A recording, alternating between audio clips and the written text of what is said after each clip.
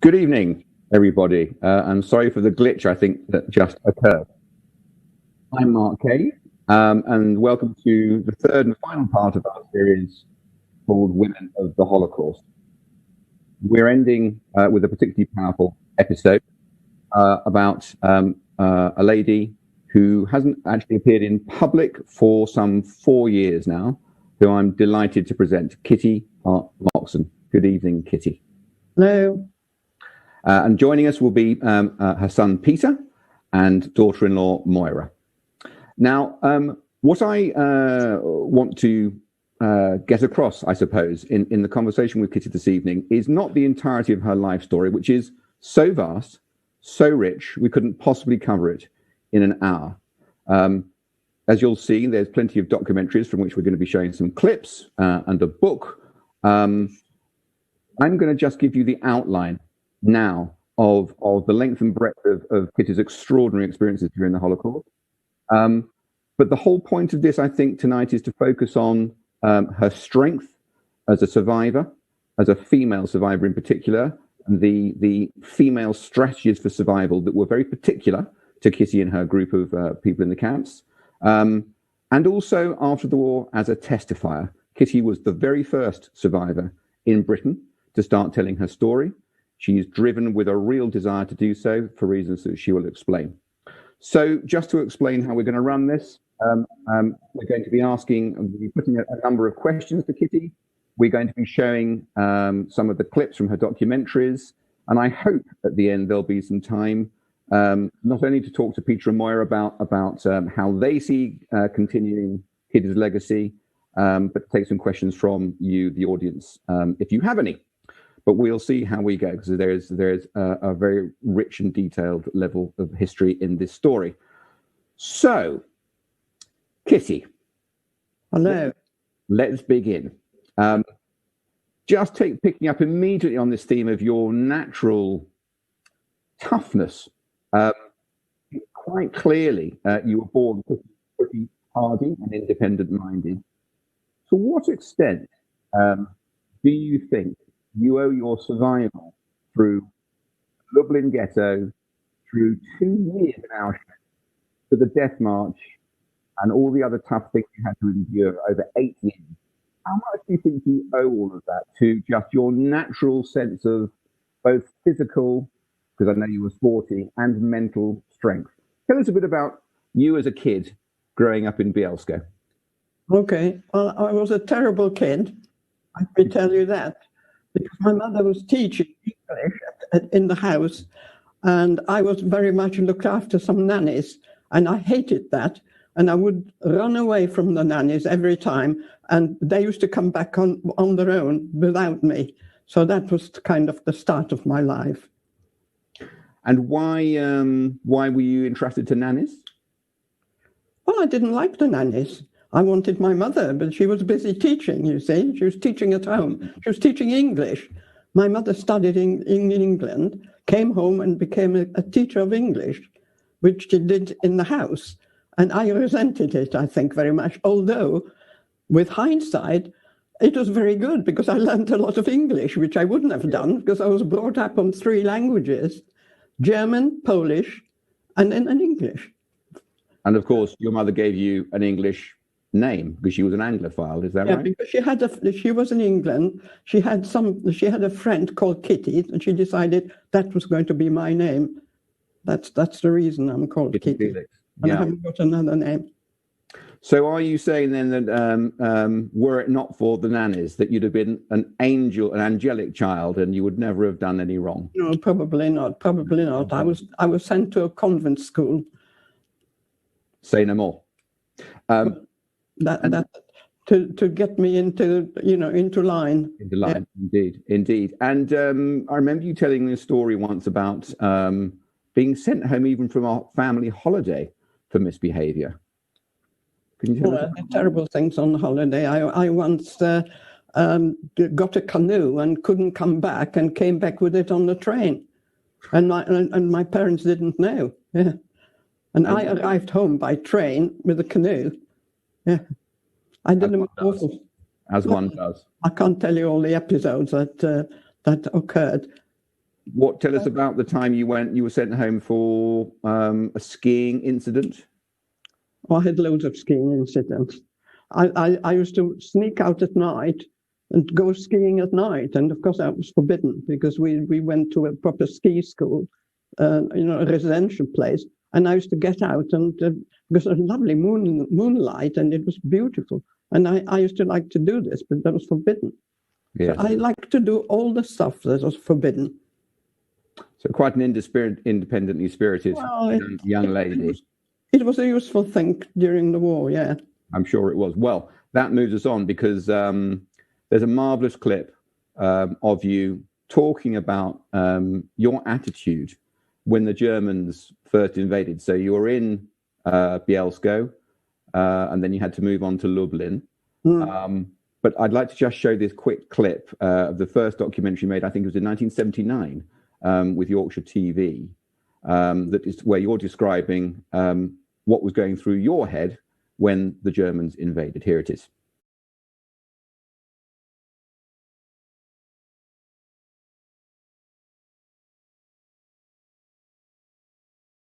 When the Germans invaded Poland in September 1939, Bielsko was immediately threatened. The Felix family fled to Lublin. A month later, the victorious Nazi army had caught up with them. I'd never seen Germans before, and I thought they looked absolutely splendid. They had these fantastic uniforms and black boots, and I remember them marching across the city with the sergeant major, waving his baton and conducting a military band, and I was most fascinated. And my father used to run after me and pull me home and not allow me out, and I couldn't understand why. I thought, oh, these marvellous soldiers, why am I not allowed to go and see them?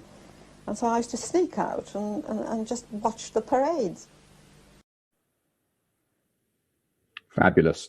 Not many people reacted like that, I'm sure.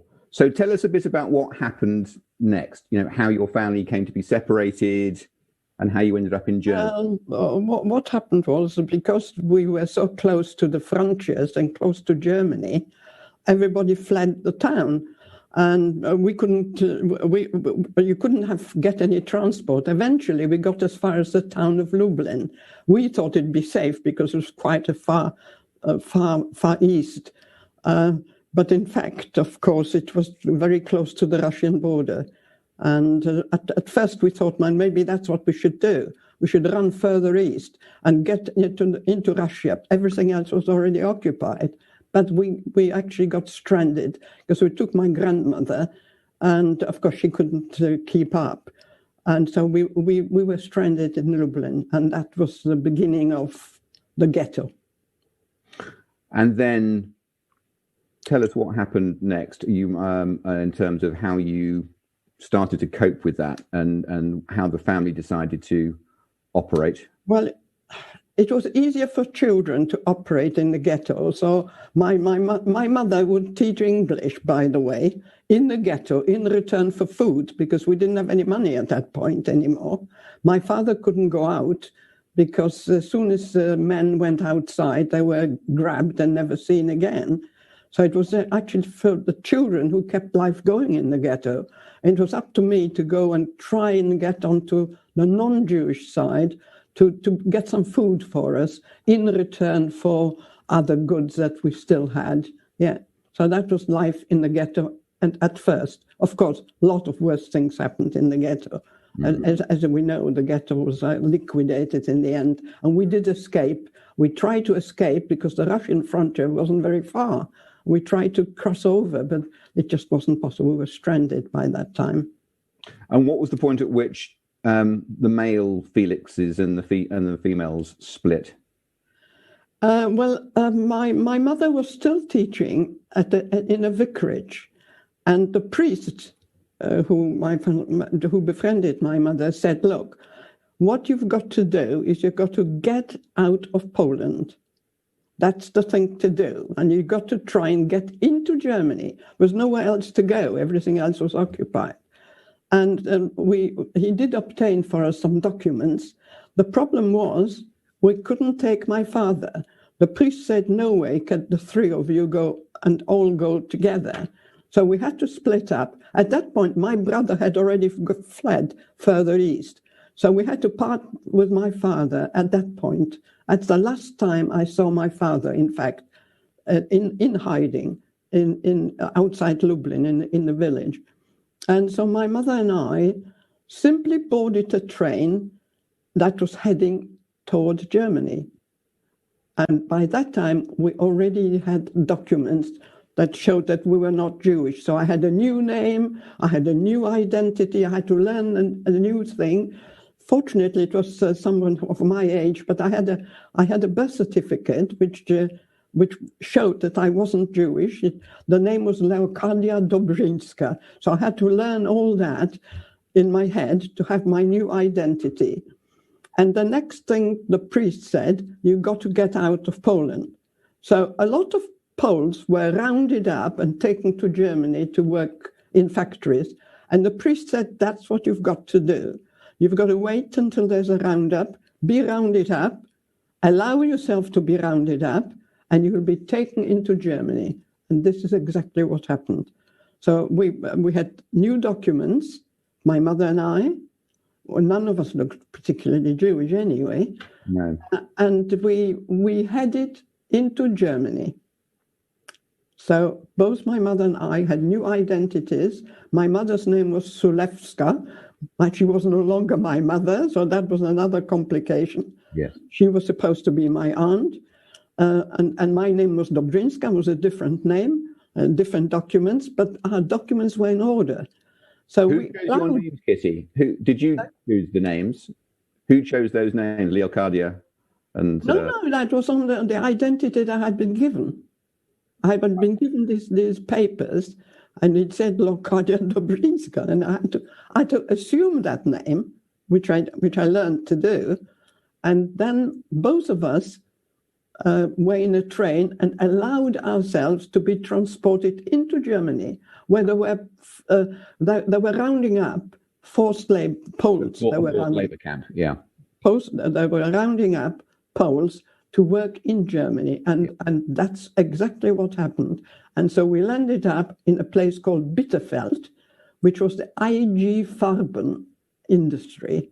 And RG Farben were the chemicals company that made the gas, didn't they?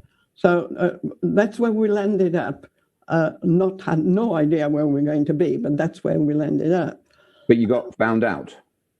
Well, eventually, I'm afraid eventually we got found out, yes. And our documents were traced back, I think. That's what happened. And to cut a long story short, we were taken to the Gestapo headquarters, and we were to be executed because we entered Germany illegally. The 3 charges. We entered the country illegally. We had documents that didn't belong to us, and they suspected we were Jewish. So we had 3 things, 3 offenses that carried the death penalty, and we were sentenced to death. And we were, at the end of that period, there were 13 of us who turned out to be Jewish that were sentenced to death. And we went through a mock execution. We were taken out one night to be executed. And all the machine guns were there. And we had to stand with our arms, I think, up like that, against the wall, against a brick wall. And the machine guns were at the back of us. And then there was a huge noise, bang. And some of the girls fell to the ground.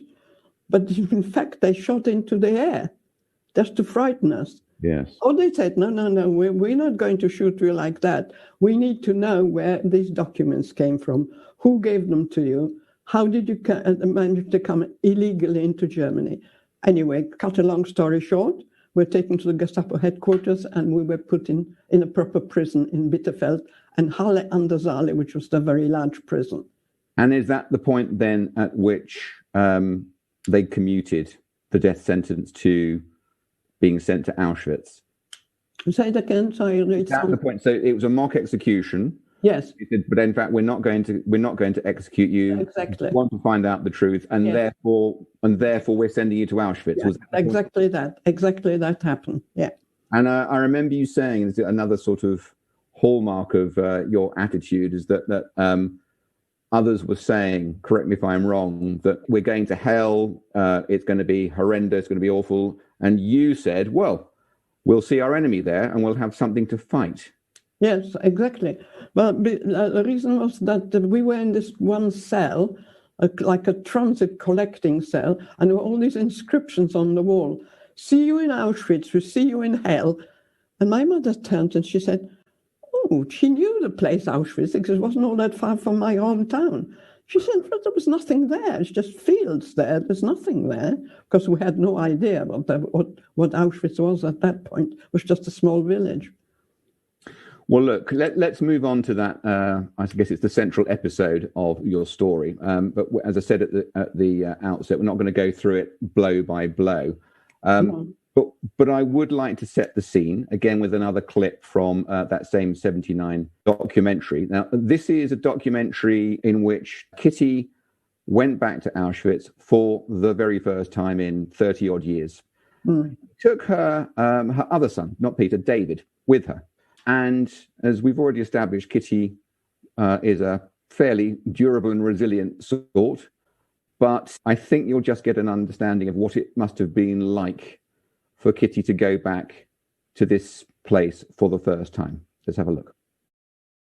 And there was just this one road approaching through. Well, this was the main road to bring the people to the gas chambers, this very road.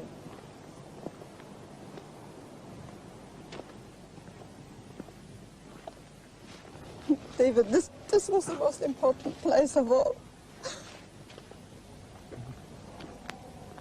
See this gate? Yeah. Let me tell you about this gate. Now, the commandant stood here, the SS women, that's where they stood. People came to work, external work from there, from the camp.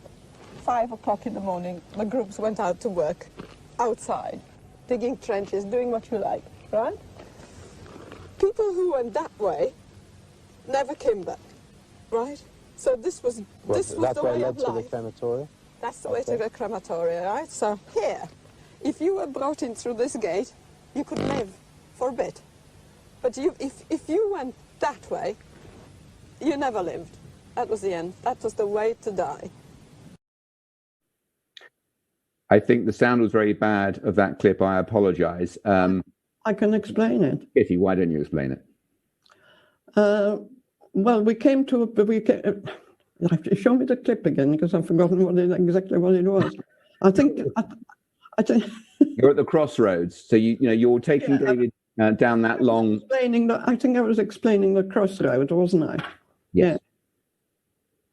That's right. And I was showing David what happened at the crossroad. Yeah, but I can't remember the clip. At the crossroads was, you either went one way or the other. That's right. That's right. That was the main street of Auschwitz-Birkenau, and then there was a point of crossroad. If you went straight on, you went to the gas chambers. If you turned left, you got into the camp. You're just seeing the gate now, and so people who were allowed to live went through this gate. Others who went straight, there was the gas chambers, the other end. Now, the reason I wanted everybody to see the clip was because you were again, we couldn't hear, but you were very emotional at that point. And given your robustness and given some of the stuff we're going to show next, I just think it's important that people understand how brave it was of you to face your demons and actually go back to this place of horror. So. Well, can I say something at this point? Sure. I needed to go back to make sure that what's in my head is actually true. It was a confirmation of what I knew. Yes. And I wanted to confirm it. That's the reason. That was one of the reasons I needed to go back. I see. Yeah, I get that. I get that. Well, anyway, so it's 1943. By this time, isn't it? You arrive at Auschwitz with your mum. What was your first 24 hours like? I don't think I can possibly explain to you, because it's not something you can explain. You've got to go and see it. I mean, we were first of all, you go into a place where they shave you, all your hair, everything, smear you with some green fluid, and throw you some rugs to wear. And we were given... Sorry, the green fluid is to delouse. Yeah, well, sort of delouse, but in fact it didn't. But you got a prisoner uniform. Russian prisoners of war were killed at that point where we were, and we got their uniforms. So the first thing they threw to you was this Russian prisoner of war uniform. That's it. And that's how I came into Auschwitz. Now, I was very struck by you talking about, well, I think it was your first night, and you met, I think it was a gypsy, German. Oh, yeah, I'll tell you about the gypsy. Okay. Hmm. Well, there were 1,000 women in that hut. 1,000. Can you imagine 1,000 in one place? My mother and I scrambled somewhere. And I was lying next to a woman, and I was getting colder and colder, and I was freezing cold. And it turned out I was lying next to a dead body. And that's why I was so cold. And that was a gypsy that had died during the night. So I said to my mother, I know what's got to be done. She said, what are we going to do? I said, look, we've got no clothes. We've got these prisoner of war uniforms. We can't walk around in these. We've got this dead woman. She's died. It's no good to her. We must have all of the stuff that she's got. And that's the very first time that I took things of people that had died. Yes. And that was the way to survive, believe it or not. Well, I Take remember from the dead, because you were not doing anyone any harm doing that. And that was a logical thing to do. Yes. You were quite clear thinking even at this terrible moment. It just came to me. Yeah. Yeah. I think you describe it in one of your books actually as having a tunnel vision and thinking like an animal. Exactly that. Yeah. So there's I hope the next clip that I'd like to show is I hope the sound is audible this time. But again, I just think it shows your raw guts. You're with David, and you come across Block 20, which is where you were. Many blocks. So one was Block 20. Let's have a look at how you explain how you walk into that place with David. Oh, okay. But really my function was to bring the bodies out that died. People died during the night, and some of the bodies were up there. So two of us had to climb up there and get the corpses down, drag them all the way and stack them up outside. And I actually hid some of my friends here. But I told them it was the most dangerous place to be, because nearly every day the SS doctors would come in and carry out selections. They would sit people up. Sometimes they had to jump. If they couldn't jump over this heating channel, they'd be killed. Of course, the sick couldn't get down, so the SS doctors would just, with a chalk, mark up a bunk. That wasn't the cliff I meant, actually. That was the infirmary, of course. But let's talk about that, because it's also very interesting. So I should just explain to people watching that that's from another documentary that you made much more recently with the Shoah Foundation. Stephen Smith, one of our co-founders, and then currently runs the US Shoah Foundation, and I think you made that with him. And those two girls are, one of them is Stephen's daughter, is it not? Kitty? Natalia, and you wanted to, in a sense, recreate the recipe that you did when you took David, right? You went back and took these two young girls around. It's quite an effective corner, isn't it?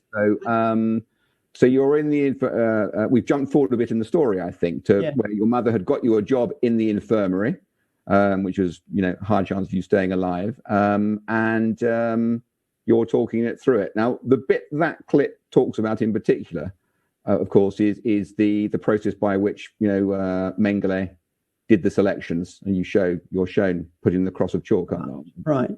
So how did you come to be there, though? How did your mother get you that job in the infirmary? Well, when my mother arrived in Birkenau, because she was one of the oldest, And the reason she was allowed in is because we think they still wanted her to be interrogated. Otherwise, she would not have been allowed into the camp. She was probably one of the oldest people in the camp. So the women, some of the women who already had better jobs, they felt they needed to look after her because there wasn't such a mother figure anywhere. So my mother was greatly admired for that.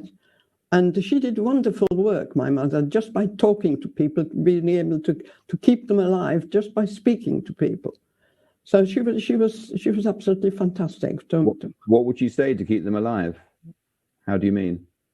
She was begging them to live another day. So she's willing them on. Willing them on. Come on, don't give up. Just keep going. Exactly. So are you more like your mother then? I mean, she sounds also like a pretty resilient lady. No, I don't think so. But at that point, I wasn't like this. No. I mean, I did realize that you've got to fight for your living there. Yeah. Yes. Well, to stay alive. Sure. Yeah. So the talk about your mother, but if I understand correctly, she wasn't part day to day of the groups that you formed. This is sort of a central theme I'd like you to talk about, if you would, of how your survival technique, as it were, that what the women did in the camps that the men didn't or couldn't. Yes, quite. There was a big difference between how men survived and how women survived. Now, I wouldn't really know exactly how men survived, but women survived better because they formed little units or little families. And they protected one another in that respect. And the best way was to have like 4 people together. So one person was working somewhere with clothes. One person was working somewhere perhaps in the kitchen. One person was perhaps digging potatoes. In that way, by mutual sort of help, you could survive better than if you were a solitary person, which the men were more solitary, I think. That was the difference between men's survival and women's survival. So but there were quite practical functions to each member of the little family unit. Oh yes, you wouldn't accept a family unit if it didn't contribute. Yes, everybody had to be able to contribute something. Yes, if it was just one carrot or one piece of potato, or perhaps somewhere to sleep, or a blanket, or something like that. So yes, it needed people to join together. If they couldn't do that, then they couldn't survive. But it sounds like that's a very practical response, with each person in the little family unit having, their practical job to do, without which they wouldn't be part of the family. I get that, but why did it occur to women to be like that and not the men? I don't know. I think you had women that looked at younger women. So the older women looked at the younger women. They looked at it in that sort of relationship, I think. Yeah. Whereas men, yes, you had men two men that would get together, but I don't think they got together like a unit, like women did. I don't think so. And what about when people on the sort of more emotional side, when one of your family would fall ill, did the women in the unit look after each other? Well, it wasn't always possible. It wasn't always possible. One minute your friends were there, the next minute they were gone, and you had to find somebody else. So it wasn't an option, because most of the time there's nothing you could do to help, unless you were in some particular position in the camp, which I never was. No. Yes. But actually, you mentioned special positions in the camp.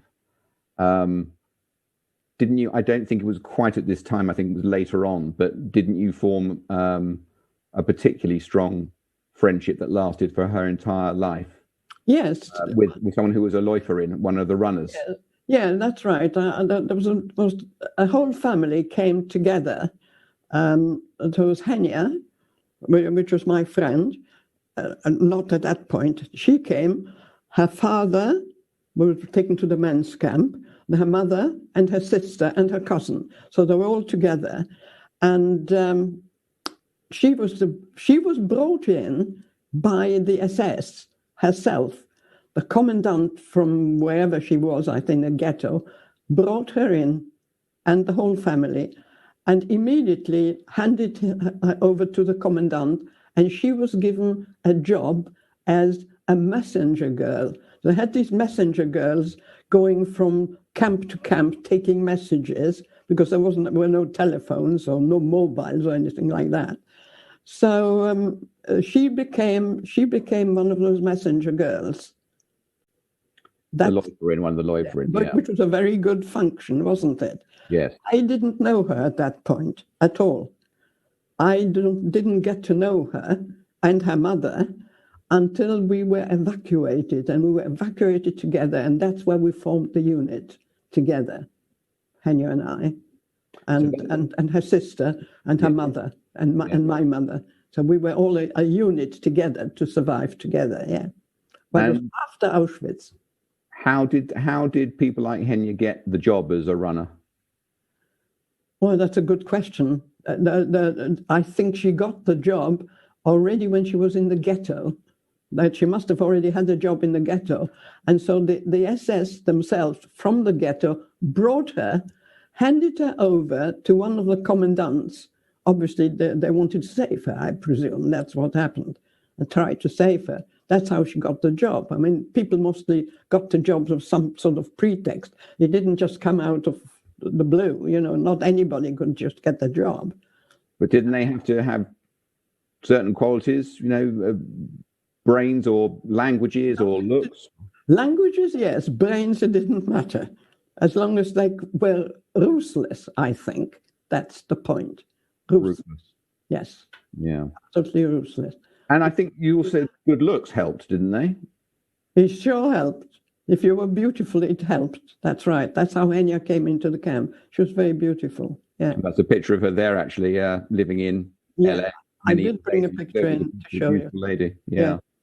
That's not the picture that I gave, actually. There should be another one. That's it. That's my picture. Yes. That's one of my pictures. That's right. Yeah. She was very beautiful. We actually found another picture. I don't know if we've got it. We might come on. I've got loads of pictures of her, actually. But there's one of her daughter. I mean, because she was so beautiful, apparently, that Mengele said, "You're too beautiful to be Jewish." Yeah. And after the war, possibly. Because this was quite a fated story in Germany, when she got married on her wedding day, she was on the front cover of a magazine in Germany in her wedding dress, which you probably can't see the picture well enough, but that's her daughter holding up that magazine cover. I have got a picture of her wedding dress somewhere. Yeah. Lovely. Yeah. Okay. Just to move back then to the notion of women sticking together, looking after each other, you know, having these roles and everything. Didn't you also literally, you both helped and were a helper of hiding people under dead bodies or under straw mattresses as all part of the web? Tell us a bit about that. Well, there were people that were on the verge of being taken away, okay? Perhaps they had some disability, perhaps they were ill or whatever. The only way you could save people was to hide them somehow. So the answer was to hide them underneath a straw mattress, put a body on top so that they didn't see these people. I was hidden like this when I had typhus. My mother hid me under a straw mattress, put another body on top of me, because I was unconscious. I had typhus for about 3 months, and I was completely deranged at that point. And that's how we kept people alive, to hide them away underneath another body, because there were selections in the camp nearly every day, and anyone that couldn't stand up would be taken to be killed straight away. I mean, Kitty, the reason why I wanted to focus on this aspect of your story is obviously it's incredible in and of itself, but I think it's so important in terms of education that people know the bravery, the tenacity, the resourcefulness of so many Jewish people, women very much included, if not more so, in acts of resistance to the Nazis. I think there's a common perception of just passive victimhood. And your whole story demonstrates the very opposite. Because people have notion that the Jews went to the slaughter like sheep. Absolutely. But it's absolutely not true. Take it from me. Yeah. That's not true. There was huge, huge resistance. Yeah. Well, I think that's the point, really, ultimately, of this story, as far as I'm concerned, for tonight anyway. Well, we try to save our friends, our relatives. That's what we try to do. Yeah. And talking about wanting to save others, that's we talked about this, about that very basic animal instinct to survive. There must have been many times when you thought, I just can't go on. Oh, yes, there were days like that. And the worst days were when you lost all your friends. When one minute your friends were here, the next minute they've been taken away. What gave you the strength then to not give in? Where did you summon the energy to? Oh, no, you just knew you had to. I think it was the anger as well of why you were there that drove you on to spur you on to continue. Yeah. To live another day, like my mother used to say, just live another day. Yeah, take each day at a time. Yeah, she used to, that was her favorite expression. Yeah. Well, it worked. I remember you saying earlier this week that actually sometimes when the going got really tough, you may have given up if it was just for yourself, but you felt that you had to carry on for your mother. Yeah, well, that's right. Because the roles were very often reversed. Like I had to look after my mother rather than she looked after me. Yeah. Because I could perhaps manage to get things for her that she couldn't get for herself. Yes. So yes, the roles were reversed, very much so. And certainly on the death march, we had to carry my mother at one point. Yeah. We'll come on to that in a second. I just want to cover one last part of the Auschwitz bit in outline, which is... There's too much of Auschwitz to be able to explain. But maybe just the Canada section, how you came to be in Canada and what it was. Let me explain what Canada was. Please. People think Canada meant Canada. Canada in Auschwitz meant that there was a loads of everything, of goods. People would come in with all their possessions. Now, that's all people's possessions, and that was Canada. It was nicknamed Canada because it was sort of nicknamed as the wealth. And of course, there was enormous wealth. People came with all their best jewelry, but I mean that. Sometimes big pouches of jewelry that we found. And we couldn't do anything with it. We just had to give it up because you couldn't eat it. So if you couldn't eat it, it wasn't any good to you. Yeah. You couldn't hand it over to anyone. So this was... understand. Sorry? Let's have a look at a little video where you actually show the girls, your young companions, around this complex of...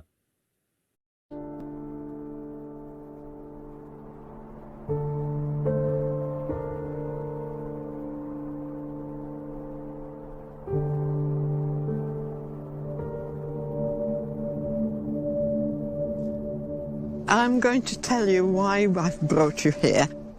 Thousands upon thousands of people were brought in with all their belongings. Yeah. Kitty really wanted to tell the story of Canada. For her, it's about evidence. Each one of those suitcases belonged to a human being, and each one of those coats was worn by one of those human beings. What she's trying to get across to us, I think, is just the scale of the killing based on the scale of that site. So there were 30 sheds here, all full of people's belongings, and we were here to do the sorting of the belongings. How long were you working here for? I was here 8 months. There were 2 pathways. Yeah. That pathway at the bottom had a huge heap, like 3-story high. Everybody's things jumbled up. All the suitcases were emptied there. Documents, children's clothes, prams, everything was jumbled up down the bottom there. And then it was taken to individual sheds, and there it was sorted.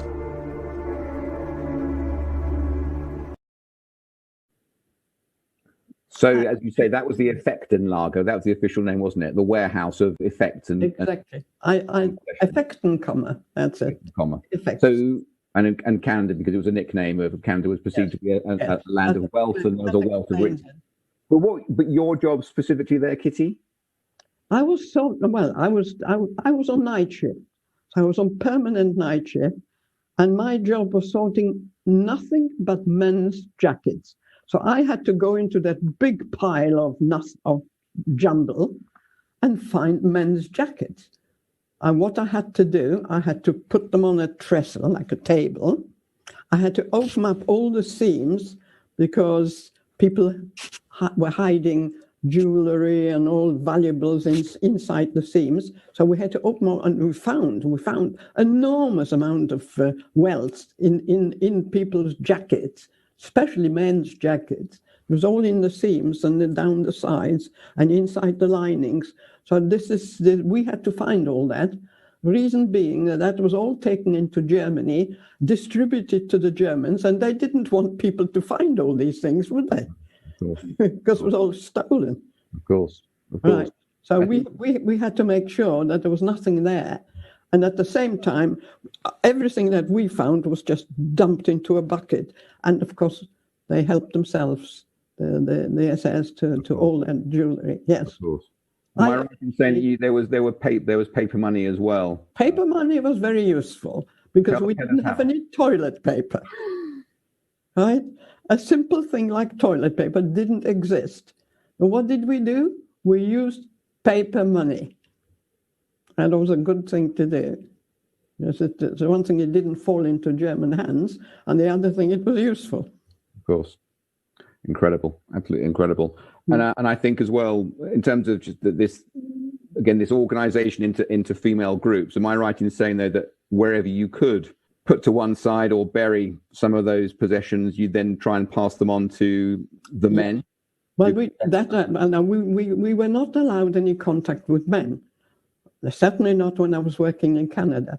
But men came in to dump all the suitcases, and what they did, they just dumped them, opened them, and then they brought the next lot of suitcases from the railway, from the station where people were being deported. They had to leave all the luggage, and all that was brought by the men, and then it was being sorted. That was the Canada job, sorting. But the men brought all the stuff in.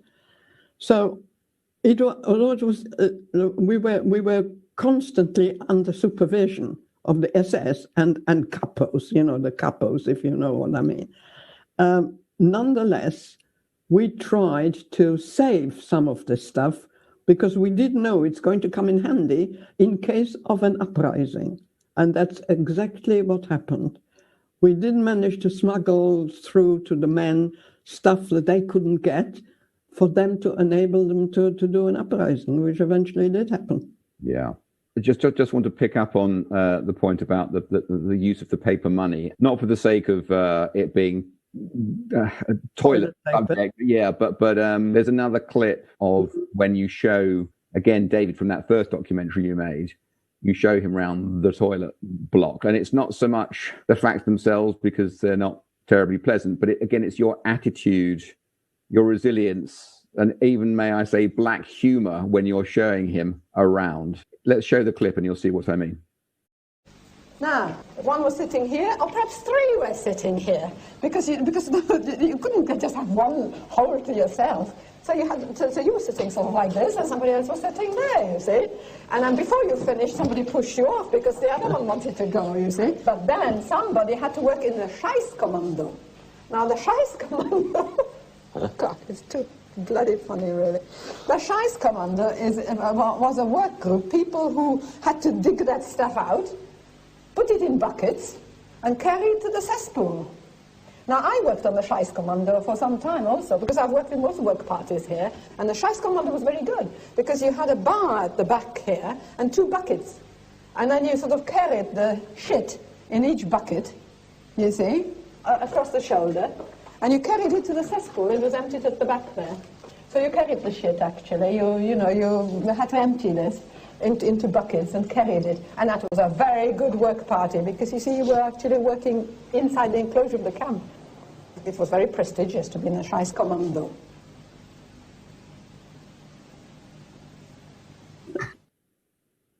You were saying David couldn't take that in at all, Kitty. I'm not surprised. I mean, it's quite shocking stuff. But your matter-of-factness, and then is well, I was working there, digging out the shit in the cesspool for days on end. So it became second nature. I guess. but he was just overwhelmed, speechless. Well, no, he couldn't understand it. He really, Literally couldn't understand. he literally couldn't understand it. I didn't let it actually sink in. He kept on saying, "What's this? What's this?" I said, "It's a pile of shit. Can't you see?" Amazing. Yeah. Well, again, you're incredible in facing this stuff. Anyway, let's move on from that. Tell us a bit about how you finally got out, the evacuation. You mentioned the inquiry, which I think was the beginning of the end of Canada. Tell us about that. Well, I was transferred back to the main camp, and I went. I know what you mean. I had to somehow find a way to get back from the main camp, having worked in Canada. And you couldn't just say, "Oh, please, can I go back?" or anything like that. That's right. Well, as a matter of fact, I don't know whether you do know, so my mother approached one of the commandants and said to him, "My daughter's been working in Canada for so long, and I'm being evacuated, and I'd like her to be please evacuated with me. Could it be possible for her to be transferred?" That's what actually happened. It's my mother was instrumental in getting me out of there. So I think that was Franz Hössler? I think it was, yes, Franz Hössler, yeah. So he was, I think, he wasn't, you could actually approach him. And my mother approached him in her best German. So, so yes, he was instrumental in having me transferred back to the main camp. And then I was evacuated to my mother because I was separated from my mother for about 8 months. Yes. But the fact of asking, as your mother on the screen now, again, amazingly brave to make the request. I guess many wouldn't, right? Well, my mother spoke a perfect German, and she got herself all cleaned up and dressed up. And she walked up there, and they thought, "Oh, what's this old woman doing in the camp?" I presume that's what they probably thought. And she said, "Prisoner number 39933 begs to speak to the commandant." And he said, "Yes." And because you couldn't just approach them, you had to approach to a capo, and she had to relate. But he said, "Yes, speak to me." In other words, speak. And so she asked him, "Could he please do this transfer?" And I must have done, because I was transferred, back to my mother. If ever there was an example of making my mother wouldn't have survived the evacuation without me at that point. No, we were on the death march, and at some point we had to carry my mother. Yes. Well, but let's not underestimate what she did in that moment of going out to this guy. And there's a picture of Hössler on the screen now. I think that's actually at Belsen, not at Auschwitz. Yes, he was. Your archetypal Nazi killer. I mean, he's had pride in standing in front of a pile of corpses. So, and your mother had the presence to make the request to him calmly. It's amazing. Can I say something? Yes. He was executed, but we knew already that these people were being executed. And my mother and I went into Belsen after the war and tried to plead to, not to give him the death sentence. Did you? Yeah. Why? Well, he was instrumental in transferring me from Canada to back to the camp. And so when we got to know that he's being executed or whatever, we tried to save him. But nobody wanted to listen to our story. It's remarkable, though, that you did that. I didn't know that. Yeah. Did he know that? Did he get wind that you were trying to stop his execution? Well, I presume so. We went to see the authorities, yes, in Belsen itself. Yeah. Amazing. Yeah. You've mentioned the Death March a couple of times. Let's just move on to that part of it. There's, again, a tremendous resilience through horrendous times. Just to set the scene again, it was in horrendous, inhospitable weather. You were pretty much barefoot, I think. It was over 2 to 3 weeks, I think. Is that right, Kitty? Stephen Smith, in I think one of the other documentaries you made with him. Steve, by the way, those who don't know, Steve, in that last but one clip, it was Stephen Smith that was talking about you. I know you're very close, and if he's watching, hello, Stephen. I hope he is. But there's this lovely moment where you made a program retracing your steps of that death march. By then you were 70 or something like that. So to do in the 70s, I think I went with Stephen. Yeah. So that's something in itself. But there's a scene here which shows us what the conditions were like and how you and Stephen coped with it. Let's have a look at the clip. That's right. The first night was spent on the flat, on the frozen ground, in the snow. No, nobody said more than one word, you know. The guards would string the router. Well, bang, down you went. Straight down, like this. You can lie on In the top snow, of wherever you no, were? it doesn't matter, doesn't matter. And you lie on top of me, see? And you change over. So what happens when you're down there? Do you just freeze to death on the snow? No, strange enough you didn't, you know. The snow was dry. You could manage about half an hour. And then you'd have to change over and somebody else would lie down. But you know, you're just an animal and nothing else, aren't you? And you got an instinct. So what do you do? One single animal could survive. So we were just like penguins. But then you had a lot of people that had never been to Auschwitz. They didn't realise that you do need collective help. And they just couldn't survive. Right, let's get out of here because we've been here for 2 hours, never mind 6 days. I'm frozen. I'm hot. I'm hot. He didn't like the blizzard. Did you hear what you said to him at the end? Did you hear? He said he was you could see he was freezing cold. The snow was coming into his eyes. You could barely see. And he said, "Come, let's get out of here, it's freezing." He said, "Oh, all right, then I'm hot." Wonderful. We were rolling in the snow. Yeah, it was just a fluke that we had this big snowfall. We were waiting for snow to do this filming. For the filming, yes. You got lucky in that sense. Came, yeah. You even got unlucky. Again, some remarkable stories from that Death March experience. Tell us a bit about, again, some of your survival techniques. Well, the survival techniques on the Death March, you mean? Yeah. Yes. Well, at one point, we got to a summit of the Great Owl Mountains, by the way. The Great Owl was the peak. Yes. And we got to the top. Oh, this is the Sudeten Mountains, isn't it? The Sudeten Mountains, the border of the Czech Republic and Germany. Yes. Okay. It was a mountain range. And we got there, and it was a flat area when we got to the top. We were climbing up a hill, probably about 10,000 women at that point. At one point, we were 100 women, but we were joined by all these different evacuation parties, and we were around about 10,000.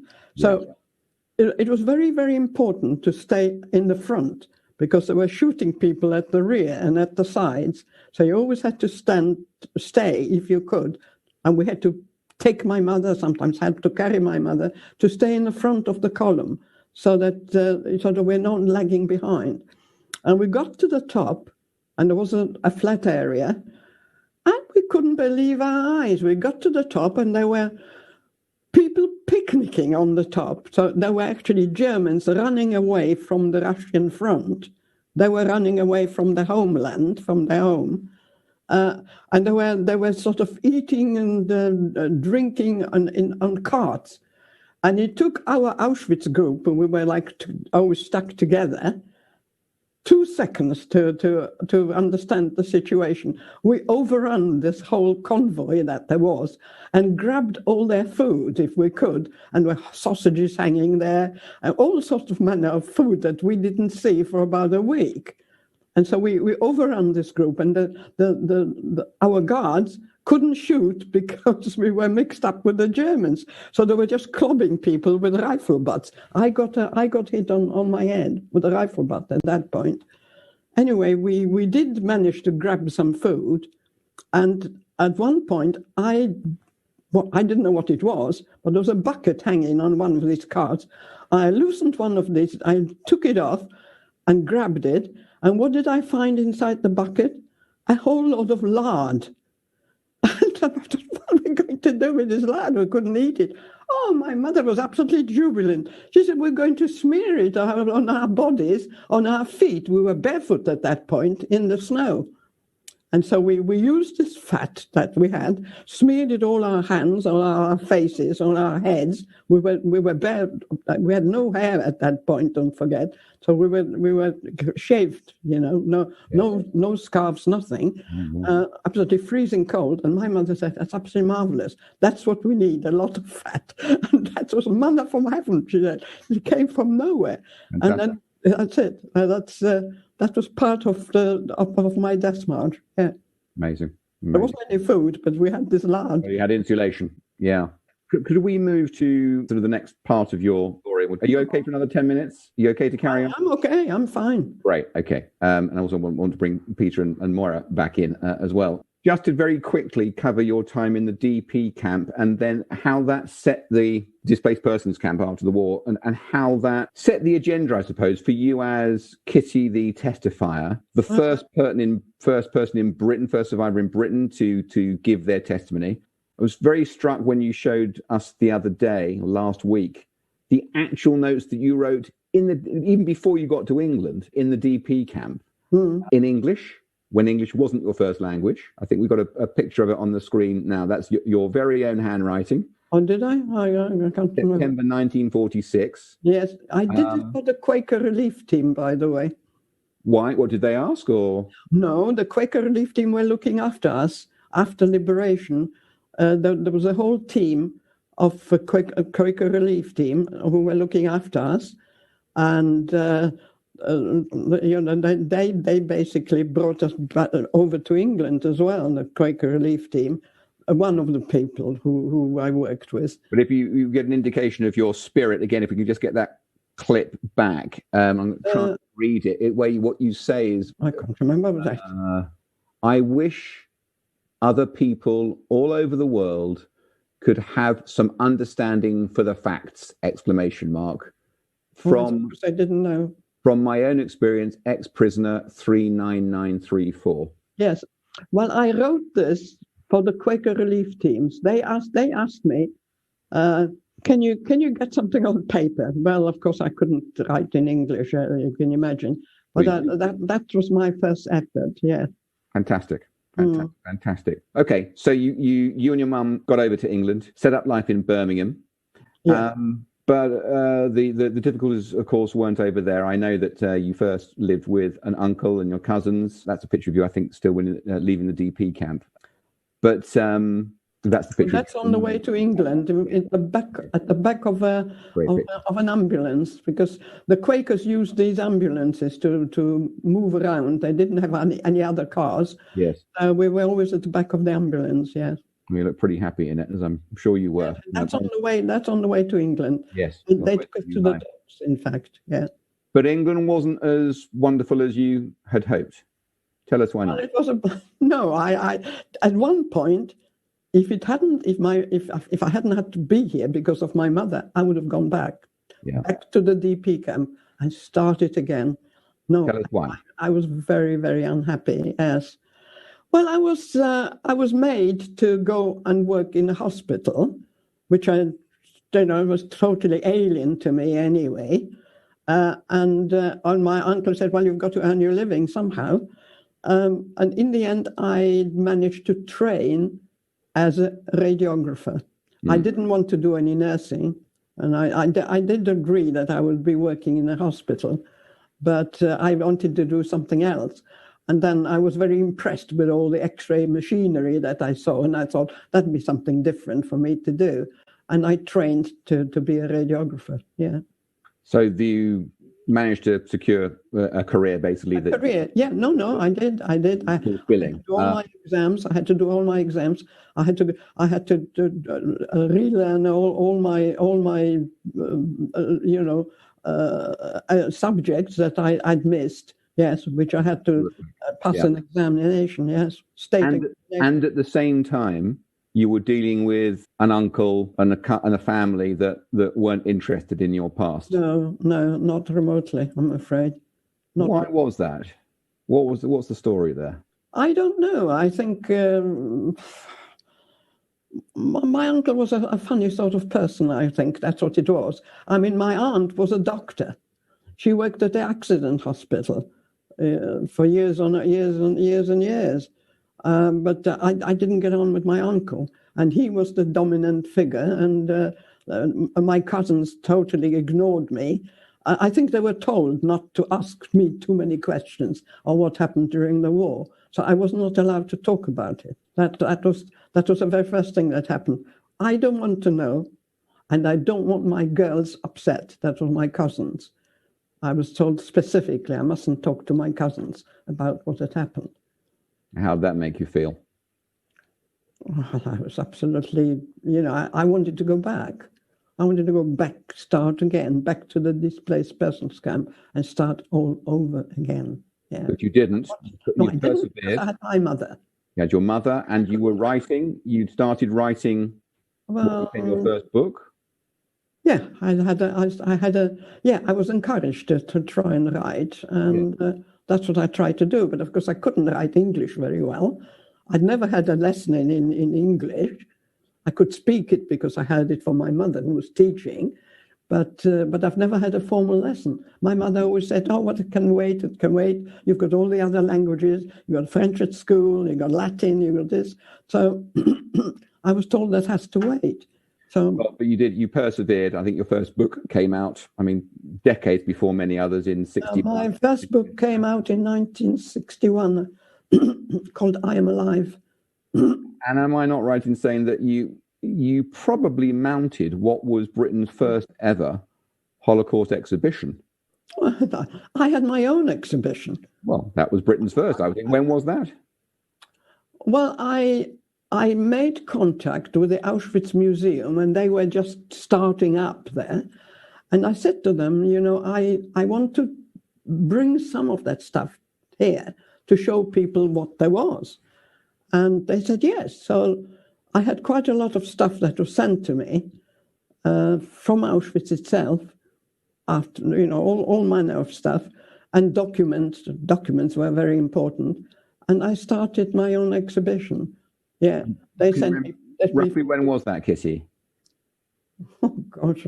Early 50s, late 40s, around about then? No, I think it was the beginning of the late 50s or late 50s, okay. Or perhaps even the beginning of the 60s.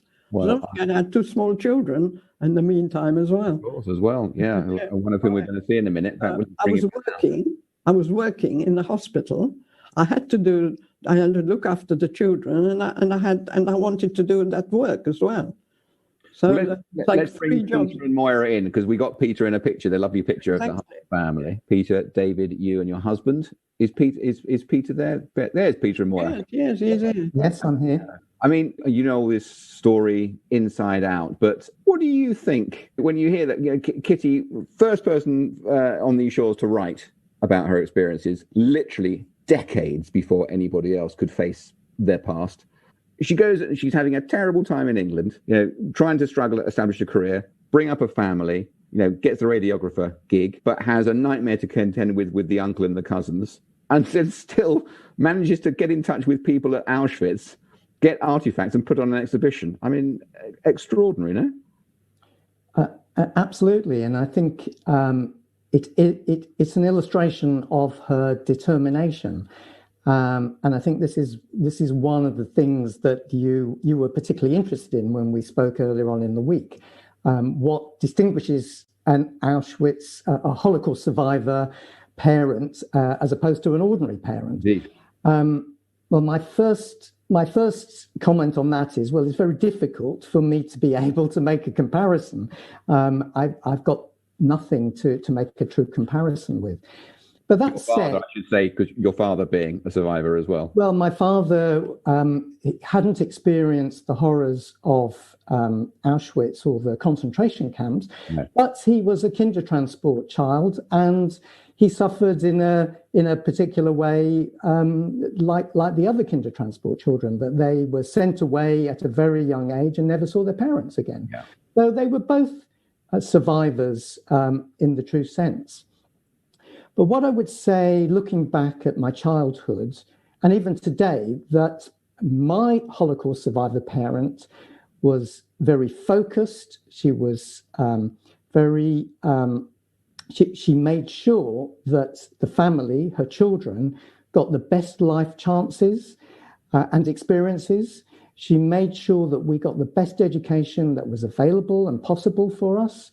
And she instilled values in us, such as never, ever wasting resources. And by that, I mean food and even money. Never, ever waste those valuable resources, because you never know when you're going to need them or when they're going to be taken away. She's also, as I'm sure you've seen this evening, and as it's been illustrated by your conversation, that she's a firm believer in herself. She has a strong character, and she doesn't suffer fools gladly. And she will never, ever be told what to do. She's no pushover. She's not arguing. I think her strength, she's spoken about it, but I also think that strength of character is exemplified by her determination to educate herself when she arrived here. She educated herself. She became a radiographer in a foreign language and passed with flying colours by all accounts, and continued to learn alongside both Peter and David. And I think that's very admirable as well. Yeah. And tell us a little bit, we really haven't got very long now, from your perspective, as not even the daughter-in-law, why you feel it's so important. You two, I should say, do a lot of work going to schools and telling Kitty's story. Why? Because it's very important to Kitty. And if it's important to Kitty, I guess she's transferred some of that to us. We understand that it's important. And I think it's a story that needs to be told, and clearly we can't tell Kitty's testimony. It's her testimony, but we can help her testimony be heard in the future, and I think that's a really important thing for us to do. And we really believe that, and we feel it so intensely that we made sure when our youngest son, we have 4 sons, when our youngest son was old enough to be taken to Auschwitz, we took all of the boys with Kitty, and we visited her hometown, and we visited Auschwitz, and we visited the Canada section. We wanted very, very much for the boys to be able to say, my grandmother told me. We won't foist it upon them. It's up to them whether they want to continue telling the story, but they can now tell it not firsthand, but as they can share Kitty's testimony, and we've extended that into the future because they've been with her, and she took the time to spend there with us and to share her story with them. Well, or even looking at that lovely picture of you all extending the story down the staircase, the second and the third generation. Where is that picture? That's in St Albans Museum. They have a wall on the staircase where they have photographs of famous people in the community, and Kitty's photograph is there. And there's an explanation about who she is and what she is. So all the boys were obviously very keen to come and visit and see her there. Let's just close. Kitty, I want to ask you, if it's not too personal, looking back at everything, the meaning of it all for you and your legacy. First of all, with everything you've been through and everything you've done since the war, going around and being so forceful an educator and storyteller, what satisfaction do you have? Do you remain frustrated? Do you look back and think, actually, I've done a good job? What sticks out in your mind as being a success? Well, I wanted to go on until I drop, put it that way. And I realized that my experiences in some ways were different to a lot of other people, being such a long time.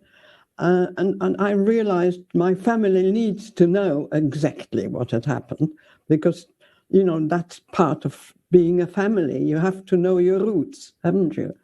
And that's one way to help them to understand their roots and understand what they are and how they come to be what they are, in fact. Yeah. Well, I don't know. There's one, just thinking of what, people carry on your story, there's one artifact, if I can call it that in particular, which is rather extraordinary. I don't know if you have it there, as your prisoner number. My mother's. My number, yeah. Number. It's, I warn the viewers, it's quite full on, this. That is her mother's skin. Can I say?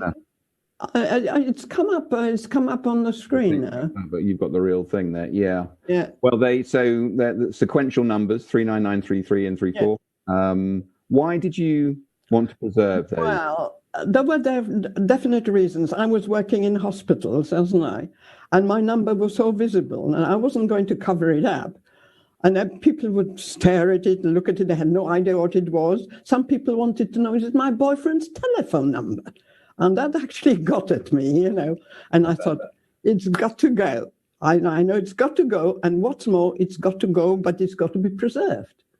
And I'm glad I've done this, because a lot of survivors have died with their numbers, and it's gone. But this is going to stay, and it can go into a museum. And so I was actually pleased that I did have the 2 numbers removed, although at first I was distraught having that removed. But I did realize that really, as far as the future is concerned, I should preserve it. And that's what I've tried to do. That's where it is. Oh, I don't think you get many more extraordinary objects or artifacts than that. But I guess, yeah. There might be some people that have it. I don't know. Mine doesn't look very good anymore. It shrunk because it's been sort of in the pickle rather a long time. Because my mother's was removed after she died. But mine was removed before that, and it kind of shrunk a bit. So it's not as good as my mother's, actually. Okay.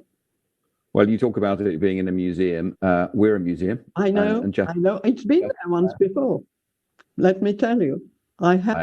Yes, I have handed it over. Yes. But Stephen thought it was a bizarre object to show. It is. But I think. And I said, well, I'll have it back for now. Thank you. Well, I think I think it's a pretty gruesome thing, and I think we have to treat it. Yeah, but I think there's a place for it. I mean, I just want to finish with what you think. You've explained very clearly why you told your story. You know, primarily for your family can continue. They know that you took them to these places. They've been there, and they can tell the story in their own way. I get that.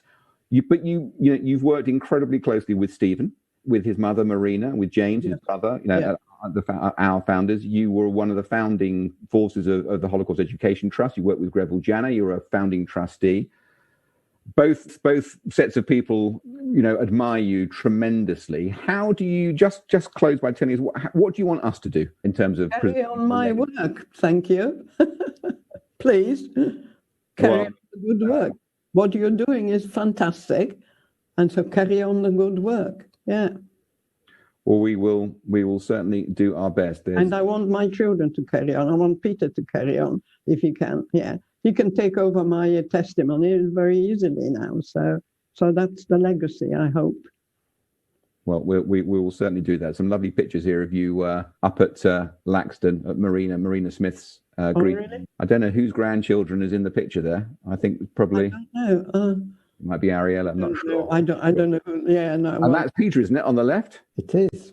Still not massively hirsute, but what there is darker. I don't. Indeed. I don't know this picture. Yeah. I think that's for one of Marina's many parties. You're part of the family, as far as. We call ourselves. That's right. Yeah, I mean, it's a wonderful story. Family. Yeah. Lovely, really lovely. Well, look. I think we better wrap it up because we've gone longer than our allocated time. Okay. It's an amazing story. I know we haven't told it all probably tonight, but I hope that people have understood what it was the Queen. I know there was a degree of luck, but you made your own luck in many instances, and your example of fortitude and bravery and resourcefulness is exemplary, and we will certainly be telling that story for as long as we're allowed to. Kitty, thank you. Peter and Moira, thank you for joining us. Really appreciated your time. Wonderful. Thank you very much. For everyone for watching, I'm sorry it's overrun. I hope been worthwhile from your perspective. That wraps up this series. All I wanted to say, apart from thank you for watching, is that to get the proper story and not the kind of dribs and drabs of it as we've kind of been through tonight, I would read, if I were you, Kitty's most recent book, Return to Auschwitz. It is all laid out very fulsomely and very, very well described. If you've watched this show, then there's some details on the screen of getting it at a special offer price of a £5, which seems like a pretty good deal to me. Just follow the instructions on the screen. Again, to everybody, Kitty, Peter and Moira, thank you very much for joining us. Thank you. Everybody out there, thank you. Thank you, Mark. Thank you. See you again in April. Thank you.